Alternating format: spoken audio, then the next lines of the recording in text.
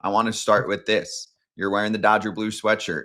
Dodgers win. You covered a lot of the postseason. What can other teams and front offices learn from the Dodgers aside from the money spending? Or if you want to include that, they do some other things well too. Yeah, I mean, I think when you have an owner that commits the right money, the dollars that it takes to win, and then you have a front office that spends it correctly. And it's when I say spend it correctly, I'm not just talking about building a team that has 4 number 1 starters. I'm not talking about just a team that's building with 3 future Hall of Famers in Shohei Ohtani and Mookie Betts and Freddie Freeman and perhaps even Will Smith someday. Who knows? We'll have to keep watching. But it's an organization that spends a lot of time and effort on making sure they get the right human beings in the clubhouse, not just the players, but the players with talent that are also elite human beings. They get that. They spend a lot of money on research and development. They spend a lot of money on technology. They spend a lot of time and effort providing the players the best information they possibly can to help them be the best they can be. And when you talk to players, and when I'm on the field at Dodger Stadium, I'm asking players, what's different, playing for the Dodgers than your previous team. I love hearing the smiles, and I love hearing about how much effort and money is invested and time in helping each player be the best they can be. And the Dodgers are the model organization. This has been great for baseball. I tell everybody, we'd all love to be the GM or the manager of the Los Angeles Dodgers. They put together the best team. They invest the money. And nobody should be upset. They play within the rules. And they're a first-class organization from top to bottom. That's just the facts. That's just the truth. And they treat everybody great. So I think everyone can learn from that. And they have a bunch of good people in that organization too, Jim. I mean, players-wise. Dave Roberts and Freddie Freeman and Shohei and Mookie, and they're good people too. So listen, as much as people want to hate them because they're good, but don't hate them because if you don't know them, you can't. It's hard to hate those people once you get to meet them and talk to them. So I agree with what you said. Now I don't know if you heard what we were talking about before you came on about the Rockies situation. So I want to go to the Rockies and what's going on there. They seemed like they were down to 2 finalists for their front office opening. And they're like, no, we're moving on from them.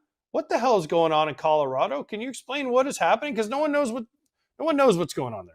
Yeah, I don't know for sure what's going on, but I can tell you that any executive that's going to consider that job is going to need a commitment long term, because it's going to take at least 7 years to make that franchise competitive. They're in a division where there's 4 other teams that are built for the next 5 years that are going to be playoff contending teams. And the Rockies, it's going to take a long time. The other thing about the Rockies, they're like an expansion team, right? They haven't spent any money on analytics or technology. They're so far behind every other team in that division that the person going in there has got a lot of work to do and a lot of revamping. And they're going to have to deal with a lot of losing over the next several years. So, are you going to pay someone enough? And are you going to give them a long enough term contract for them to take it? Now, I've said this before. If I'm the Rockies, there's only 2 people on planet Earth that I would want to hire to run that team. Number 1 would be Theo Epstein, and I would give him ownership of the team, and I would give him a checkbook and say, go have fun. You have full reign to make all the decisions. I think if you did that, Theo would turn that team as quick as possible into a team that was relevant again. The other guy would be Howie Roseman of the Philadelphia Eagles, who I think is the best GM in sports, period. I would bet that he'd be able to come over to baseball, hire the right baseball people around him, and he'd be able to find a way to turn that franchise around. But this hire is extremely important for their future, and they have dug themselves such a hole that the best move that could possibly happen to them is for Commissioner Rob Manfred to do what he told me on the field during the World Series, when he said the one thing he wants to do before he leaves office besides expansion is geographic realignment. Rockies need to do everything they can to get out of having to be in the division that they're in. And that's the best move the next executive should be able to push. Wow, that's a week out. That's a cop-out, Jim. That's a cop-out by the Rockies. They've been to the playoffs in this division before, but not anytime soon.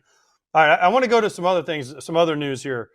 Gabe Kapler, first of all, is the new GM. This guy has 9 lives. I mean, he didn't do very well as a manager. He was the Dodgers guy. Now he's GM.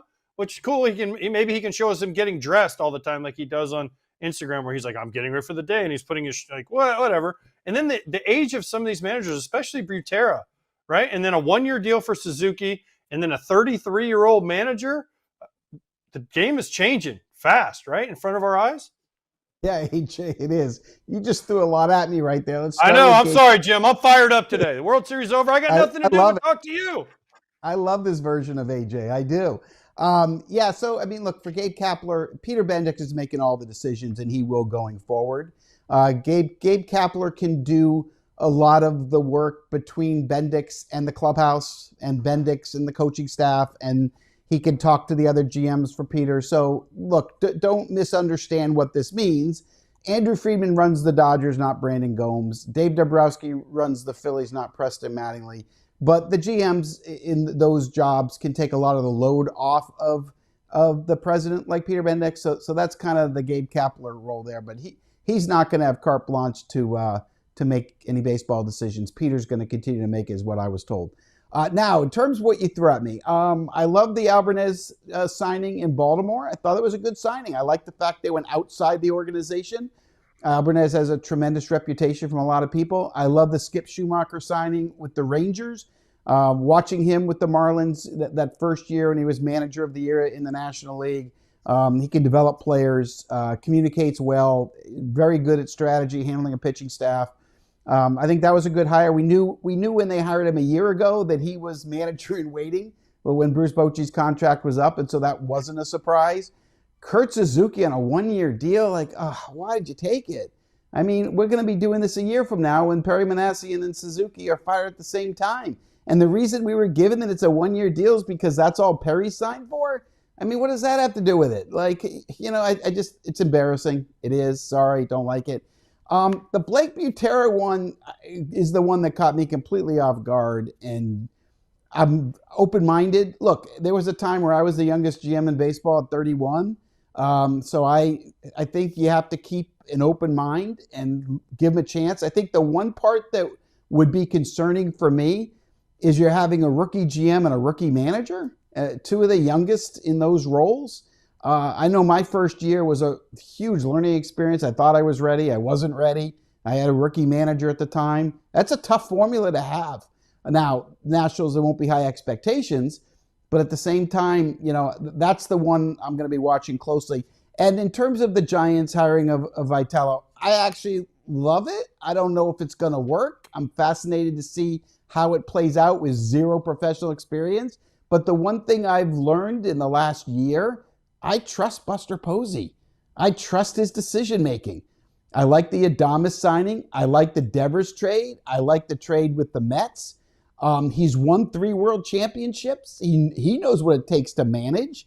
And if Buster thinks that that's the right guy for him, I'm going to just trust it. But I am really looking forward to seeing how that plays out.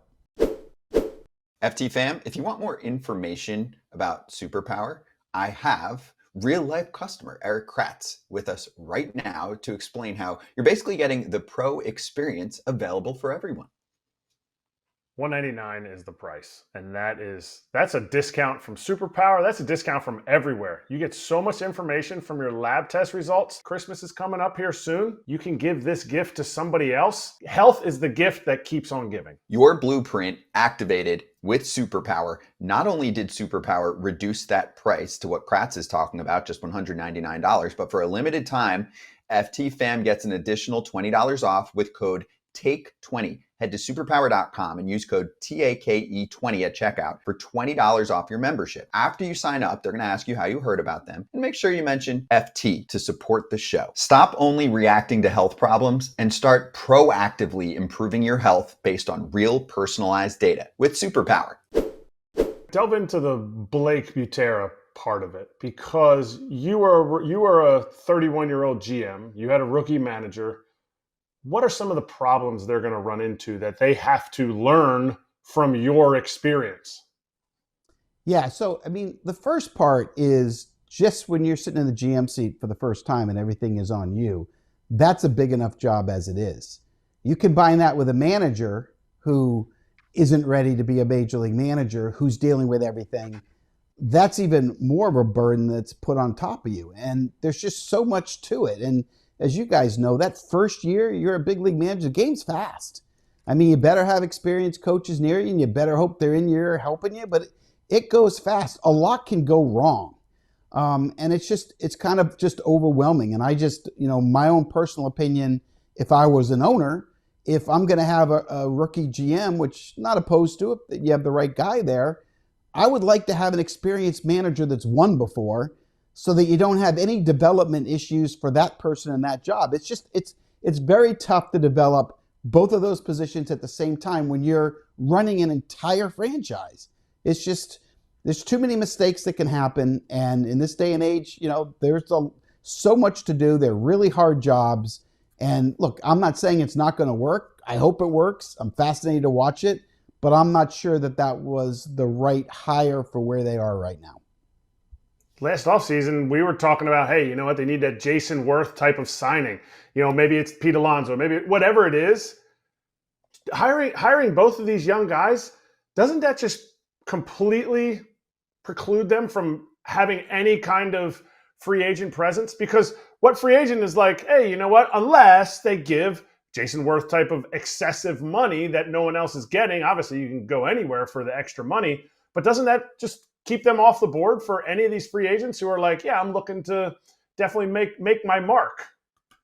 Yeah, I think it does. It also, remember, I think the owner has it off the board anyway. I'm not sure the learners are ready to invest in free agency again. So I think what Paul Taboni's plan is, from what I understand, is he's looking for controllable young pitching, and he's looking for catching help, from what I can understand. And he's going to be listening to offers on Mackenzie Gore, probably going to trade him in this offseason. And so, I think they're looking at it as a developmental year rather than going out there, and you mentioned Alonso, so let me follow that. I mean, to me, you add Alonso, it takes pressure off James Wood, it takes pressure off Dylan Cruz and CJ Abrams. All of a sudden you have an adequate offense. You make a big move like that, it matters. It does. I don't think there's any question about it. I don't think ownership's ready to do that, and I don't get the sense that the GM is planning on doing that, at least for this offseason. Jim, you forgot one. You forgot Derek Shelton. Oh, yes. We forgot to talk about him and how, I said the other day, is this just Rocco part 2? Because he worked under Rocco, whatever. Yeah. That's what it seems like for the Twins. Like, oh, we can just get this guy as Rocco part 2, and we won't make waves, and just do whatever we want, Derek Falvey, and we'll move on. But that's fine. We can get into that another time because the Twins aren't trying to win anyways. They're trying to shed payroll and save money so the pullouts can sell the team. But we'll get into that another day. But I want to know about the work stoppage and everything that's been talked about coming up after this year. Kirk Suzuki, people are saying he only signed a 1-year deal because Artie doesn't want to, pay a manager possibly through the work stoppage. I don't think that's it. I think it's more of what you said. But as far as players' salary goes, we're hearing, and we're going to dig into some free agents. We have some opt-outs today: Bregman, Edwin Diaz, Cody Bellinger. As a GM, were you ever a GM during the threat of a work stoppage? And did it affect how you sign free agents going forward because of that? Did you try to get shorter term deals? Did you try to get guys that were good after the work stoppage? How does that affect the front office? All right. So I've been involved in a lot of work stoppages over the years. The 94, 95 was the biggest ones sitting in the GM seat there. But every single work stoppage that I was in, there was always a threat, and there was always, we're going to lock them out, or they're going to strike, or every single time. Since Commissioner Manfred has been in that seat, though, we haven't had a work stoppage, right? And so we had one for the pandemic, but we didn't have one for this. The threat of it is always a huge part of negotiations. We want a salary cap, but if we don't get it, there'll be no baseball. And there's always baseball. Baseball is in such a strong position financially right now. And I think in time, the revenues are going to spike when they all figure out better way to get the streaming revenues, but eventually that's going to come around in time. It's very healthy, and a work stoppage ruins that. I don't think it's going to happen. I think it's going to be threatened. I talk to people, all the time when I was on, at the LCS and World Series, and everyone's talking about, there's going to be a work stoppage in 27. And yeah, why are you saying that? Like, come on, the game can't afford it. I don't think there's any question. There's a lot of owners that would like to see the salary gap close and make it a little bit fairer for some of the smaller market teams. And there's no question that, we got hardcore people. Now, in terms of answering your question, AJ, about signing, there's going to be several GMs that are not going to pay any attention to it, like the San Francisco Giants, the Boston Red Sox, New York Yankees, Philadelphia Phillies. They're going to go spend their money. They're going to go sign their free agents. There's going to be some owners that are not going to do it because they're going to be scared of the work stoppage. And so there's some teams that are just not going to be involved this winter. And that's kind of who they are, right? I mean, they tell you are. You know, my feeling is it's business as usual. Be very careful because we got really smart agents that are going to want to backload contracts. They're going to want to take salary from 2027 and they're going to want to push it to 28, 29, and 30. They're going to want to move it up from 27 to 26. And you're sitting in the GM seat going, no. We're going to do the AAV. We're going to have 27 be the AAV. So if there's a work stoppage on either side, you know, you're not getting paid what the contract is. I'm not going to pay you more money because there might be a work stoppage. So that could be a negotiating problem at some point in negotiating some of these. I mean, you know, the Boris Corporation, you know, Scott, who is sitting there with 10 ridiculous free agents like he normally has, is going to work very hard at making sure he protects his players the best way he can. And I think from the club side, you got to, you know, be strong and try not to fall for that kind of negotiating ploy.